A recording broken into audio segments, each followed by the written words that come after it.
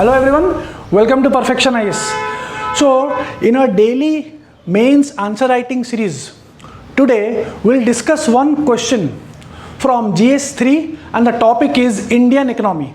So the question is recently news. So the news is from RBI IDG. There is a group, interdepartmental group, which has suggested कि India should go for internationalization of rupee. So from that topic we have made a question. So the question is, the internationalization of rupee can be a remedy for growth and stability. So the question is, how can internationalization of rupee can be a remedy for growth and strategy? इसका मतलब जब अगर हम rupee को internationalise करेंगे तो कैसे हमारा ग्रोथ और स्टेबिलिटी बढ़ेगा. Now the question is elucidate with a critical analysis और क्रिटिकल पॉइंट ऑफ व्यू से हम इस आंसर को लिखेंगे. पहले हम लिखेंगे कि इंटरनेशनलाइजेशन ऑफ रुपी है क्या, देन उसका क्या पोटेंशियल है in for a country like India और उसका क्या चैलेंजेस है for a country like India. So the answer should be specific to India because it's asking about internationalisation of rupee. So and that too we have to write in 250 words because it is a 15 marker. Now internationalisation का मतलब क्या हुआ है? It means हम use करेंगे rupee को in our cross border transactions. Mostly हम क्या करते हैं, हम क्रॉस बॉर्डर ट्रांजैक्शंस जैसे कि हम इंपोर्ट करते हैं या फिर एक्सपोर्ट करते हैं, हम डॉलर में करते हैं. सो बीच में जो ट्रांजैक्शन होता है वो बीच में डॉलर के थ्रू ही होता है. सो यहाँ पे जब हम प्रमोट करेंगे अपना रुपी को in our import and export directly, so that concept or phenomenon is called internationalization. So it means promotion of rupee for import export trade, current account transactions जो कि हम trade in goods and services में करते हैं, trade in goods and services, और capital account transactions में भी. Now the thing is, India में अभी तक फुल कैपिटल अकाउंट कन्वर्टेबिलिटी नहीं है. So this we have to write it in the issues because अभी हमारा पार्शियल कैपिटल अकाउंट कन्वर्टेबिलिटी है. Now capital account convertibility means the freedom of rupee to get converted into dollar fully. There should be no restrictions in capital assets, right? Okay, so पहले हमने define कर दिया, we gave a definition, ठीक है, initially कि internationalisation of रुपी होता क्या है. Now coming to the analysis part. In the analysis first of all we'll give the context कि why this is in news or why the question, because the topic is in news.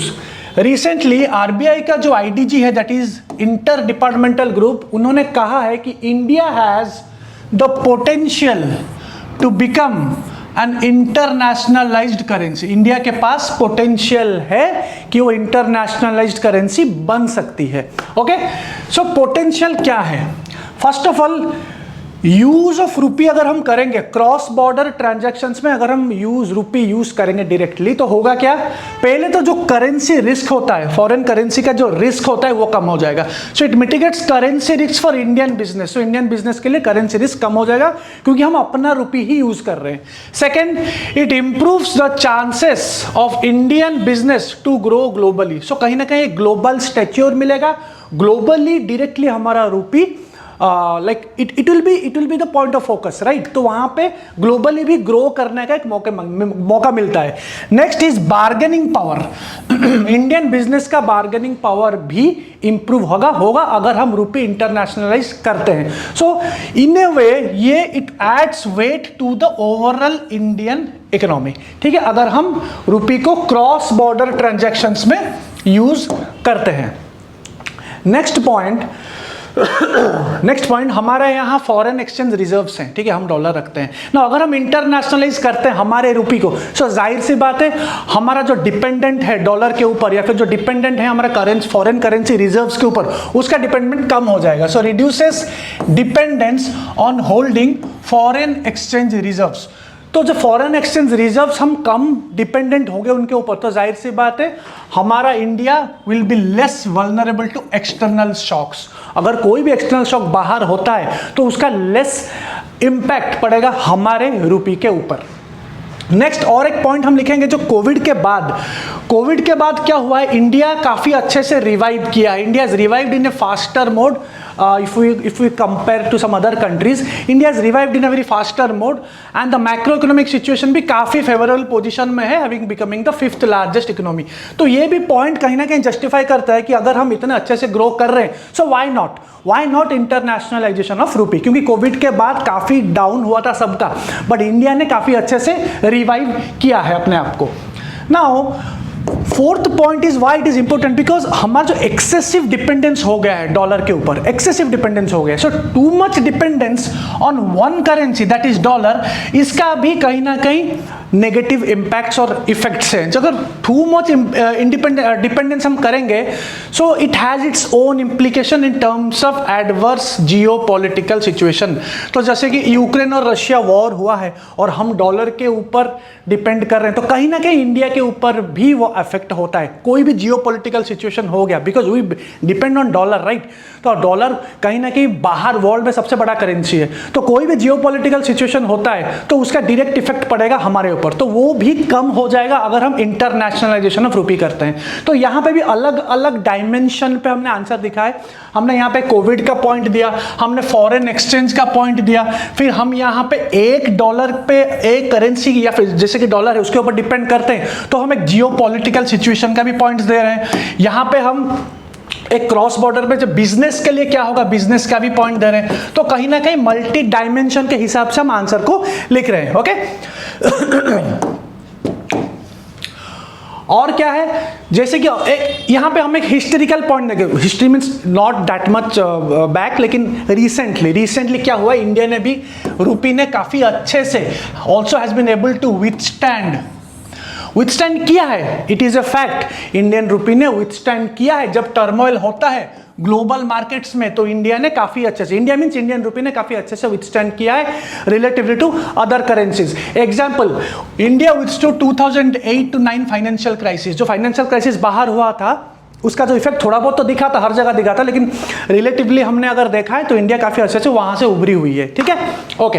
Now the thing is, जैसे कि हम बोलते हैं कि अभी internationalisation का हमने अच्छा एडवांटेजेस लिखा, लेकिन कहीं ना कहीं it also has its share of disadvantages और चैलेंजेस.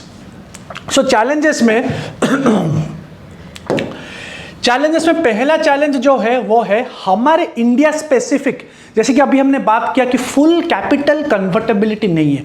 अब जब फुल कैपिटल कन्वर्टेबिलिटी नहीं है, so it will work as a hindrance to internationalisation of rupee. हमारे यहाँ फुल कैपिटल कन्वर्टेबिलिटी अभी तक नहीं है.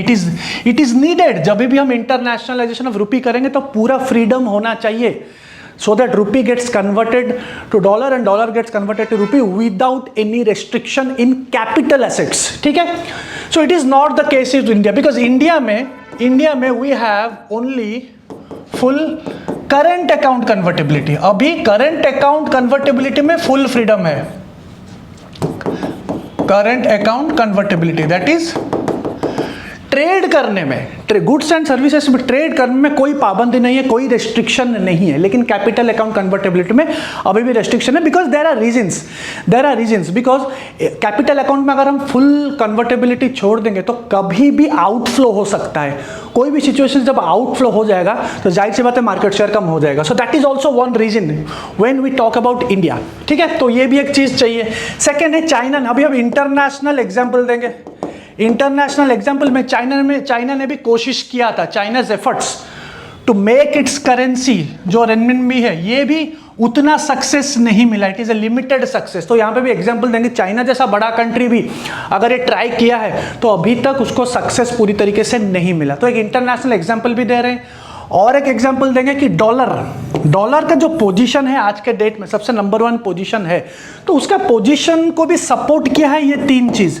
जैसे size of the US economy US economy का साइज बहुत बड़ा है. ठीक है, तो वो सपोर्ट कर रहा है उसके डोमिनेंट पोजीशन को, डॉलर के डोमिनेंट पोजीशन को सपोर्ट कर रहा है उसका यूएस का जो साइज है. और जो रीच है, जो यूएस का जो ट्रेड रीच है वो भी बहुत ज़्यादा बड़ा है. ठीक है, एंड उसका फाइनेंशियल मार्केट्स भी कहीं ना कहीं स्टेबलाइज्ड है और उनका रीच भी बहुत डीप है. Third point, liquidity. यूएस का जो फाइनेंशियल मार्केट्स है उनका लिक्विडिटी भी काफी अच्छा है। सो ये तीन चीज सपोर्ट कर रहा है यूएस डॉलर के dominant position in the world economy. But this is not the case with India. India ये सब एस्पेक्ट्स में लैक कर रहा है। तो अभी अगर डायरेक्टली ये सब चीज सही नहीं हुआ है और डायरेक्टली अगर हम इंटरनेशनलाइजेशन में जाते हैं, so it can backfire also. So first of all this things need to be set. जब तक ये सेट नहीं होता है तब तक इंटरनेशनलाइजेशन ऑफ रुपी करके कोई फायदा नहीं है, इट कैन बैकफायर। ठीक है, ओके। सो कुछ रिकमेंडेशंस है, ये रिकमेंडेशंस ने भी आरबीआई दिया है कि कुछ रिकमेंडेशंस हम कर सकते हैं, शुरुआती हम कर सकते हैं। ठीक है, बायलैटरल और मल्टीलैटरल ट्रेड जो हम कर रहे हैं तो उसमें हम सेटलमेंट और पेमेंट रुपी में कर सकते हैं। ठीक है, वो जो हम बहुत सारे कंट्रीज के साथ मिलकर ट्रेड करते हैं, बहुत सारे ट्रेड ग्रुप से हम आईआर में पढ़ते हैं, तो उसका हम सेटलमेंट रुपए में कर सकते हैं। Currency swap agreements is in place, हम करंट अफेयर में पढ़ते हैं, तो वो काम आ सकता है इधर। सेकेंड इज, हम जो मसाला बॉन्ड्स हैं, जाहिर सी बात है masala bonds are rupee denominated bonds. ठीक है, rupee denominated bonds, these are rupee denominated bonds issued in foreign, बाहर होता है बाय इंडियन। ठीक है, तो लेकिन उसका जो डिनोमिनेटर होता है वो डॉलर पे नहीं होता है, रुपये में होता है। तो ये अभी है, मसाला बॉन्ड्स आज भी है, लेकिन उसके ऊपर जो टैक्सेस लगते हैं वो हम रिव्यू कर सकते हैं ताकि और थोड़ा उसके ऊपर हाइप मिले और वो अच्छे से और इशू हो, बिकॉज उसके ऊपर टैक्सेस भी लगते हैं। तो वो अगर हम रिव्यू करेंगे, review on taxes on masala bonds, वो भी एक अच्छा चीज हो सकता है और it can promote internationalisation of रुपी। तीसरा क्या है, हम इंटरनेशनल यूज करेंगे आरटीजीएस, एनईएफटी, यूपीआई, तो ये भी क्रॉस बॉर्डर ट्रांजैक्शंस में होता नहीं है, लेकिन इसको अगर हम करेंगे तो ये भी कहीं ना कहीं रुपी को प्रमोट करेगा। बट अभी हम अभी क्या कर रहे हैं, क्रॉस बॉर्डर के लिए हम स्विफ्ट मैकेनिज्म यूज करते हैं। Swift mechanism is messaging system, ये एक ट्रेड करने में, यहां से बाहर पैसा देने में, ये एक मैसेजिंग सर्विस है। ठीक है, जो हम करंट अफेयर्स में भी पढ़ते हैं, ये एक मैसेजिंग सर्विस है। ठीक है, एक देश से दूसरे देश पैसा जाने के लिए। तो ये इसके ऊपर भी जो डिपेंडेंस है वो कम हो जाएगा और हम ज्यादा अगर डिपेंड करेंगे RTGS, NEFT, UPI for our cross border transactions. और क्या है, अगर हम हमारे जो इंडियन गवर्नमेंट बॉन्ड्स है, हमारा जो सरकारी बॉन्ड्स है, उसको अगर हम इंक्लूड करेंगे इन ग्लोबल बॉन्ड इंडिसेस, जो बाहर के ग्लोबल बॉन्ड इंडिसेस है, तो अगर हमारा बॉन्ड्स हम वहां पे इंक्लूड करेंगे तो वो भी एक प्रमोट करेगा। इनिशियली हम ये नहीं कह सकते कि एक साथ ही इंटरनेशनलाइजेशन में बहुत हेल्प हो जाएगा, लेकिन कहीं ना कहीं प्रमोट करेगा इंटरनेशनलाइजेशन ऑफ रुपी को।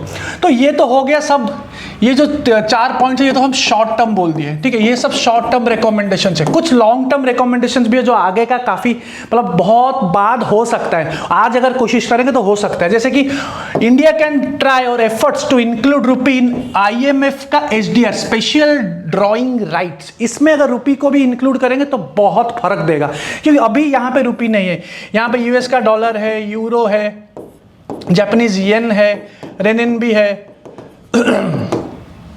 और पाउंड है, पाउंड स्टर्लिंग। तो ये 5 है, तो इसमें अगर रुपी ऐड हो जाएगा तो बहुत फर्क देगा। ठीक है, बट ये लॉन्ग टर्म है, ये रातों रात नहीं हो सकता, ये लॉन्ग टर्म में हम लिखेंगे। प्लस फुल अकाउंट कन्वर्टेबिलिटी, ये भी लॉन्ग टर्म है। ये initially looking at India's condition, जहां पे फिस्कल डेफिसिट भी काफी है। ठीक है, इंडिया का कंडीशन उस तरीके का नहीं है, क्योंकि फुल अकाउंट कन्वर्टेबिलिटी अगर हम दे देते हैं, अगर बीच में फॉर सम रीजन बाहर सब पैसा चला जाता है, आउटफ्लो हो जाता है because of some external market risk, जो भी हम बोले, तो वो भी कहीं ना कहीं एक बैकफायर करेगा। But it can't be done, रातों रात तो ये हो नहीं सकता, but at least there are recommendation जो हम कर सकते हैं फुल अकाउंट कन्वर्टेबिलिटी के लिए। So these are the short term and long term recommendations which is given by RBI IDG group itself. ठीक है, now after this thing we need to write a conclusion, because these kind of questions also requires a kind of conclusion like what you think. ठीक है, so conclusion में हम क्या लिखेंगे? Conclusion में हम ये लिख सकते हैं कि internationalisation of rupee has to be the future, because India को ग्रो करने के लिए ये बहुत होना जरूरी है। It is the future, it is the future for Indian economy. Though it is very early, अभी तो बहुत अर्ली है, ऐसा नहीं कि रातों रात हो जाएगा। दो it is very early, looking at Indian conditions हमने अभी बात किया क्या क्या है, तो इंडियन कंडीशंस को अगर हम देखेंगे तो it is too early. Nevertheless, लेकिन ये जर्नी शुरू कर दिया है आरबीआई ने।